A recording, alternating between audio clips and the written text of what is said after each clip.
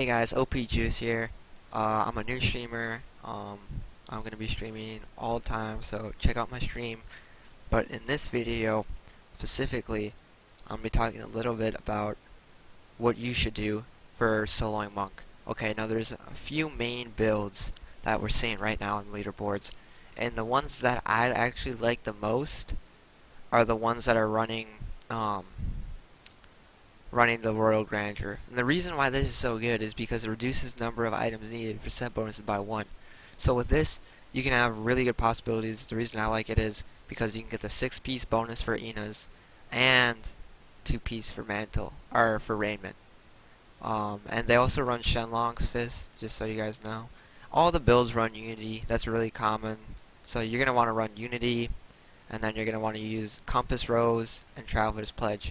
That's just standard just because when you're standing still, your damage dealt is increased by up to 400%. Now for monks, that's just ridiculous because the whole time you're just standing there just spamming Crippling Wave. So you're literally like, you just sit in your little thing and you just do increase 100% damage. Like, it's just ridiculous. So with that being said, that's pretty mandatory. Now the reason this build uses Shenlongs is because because when you have full spirit, so once you get full spirit capped off, you get this debuff. Now what this debuff does is all damage is increased, but you no longer regenerate spirit at all. So what you do is you just once you get the debuff, you just spam anything and everything that uses spirit, because you need to run out to regenerate spirit anyways. So you just spam your moves that cost spirit. So in this case, you use Cyclone Strike, and that pretty much just that just takes away the debuff. But you're also doing increased damage with that. So you can use Crippling Wave while using it, but you're just gonna hang on that debuff longer, and you might as well just get the debuff back, because you want to cycle through the debuff constantly.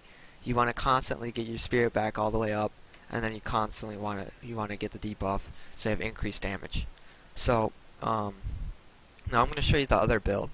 Now the other build is the one that I'm not using, the one that Quinn69 is using, but it is currently the top solo monk build right now.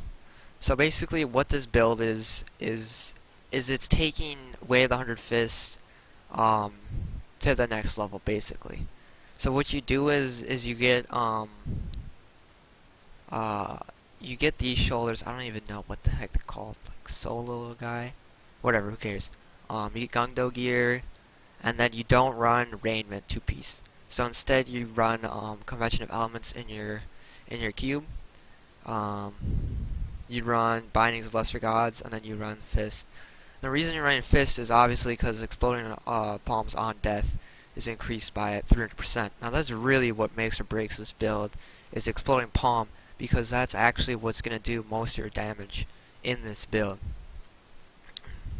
So now, with that being said, I think both of these builds are really good. I just prefer this build just because it's more simple, and it just feels better with the two Shenlongs with 130% CHD. So really, what you want to run for gems is Bane the Stricken. For it doesn't matter which build you're using. Bane the Stricken, Simplicity Strength, and Bane the Trapped. That's pretty standard for all of them.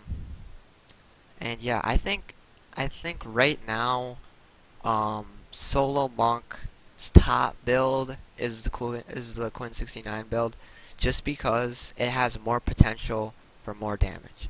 The reason this is because you're running 2 Shenlong's Fist, which both have 2 CHDs, 130%. So that's already multiplied by another 130%. And you still have the 6-piece. So you're not getting rid of the Inna 6-piece. You still have that. You still have your Compass Rose. Plus you have the 2-piece Raiment. So that means all damage is going to be increased by your Spirit Generators.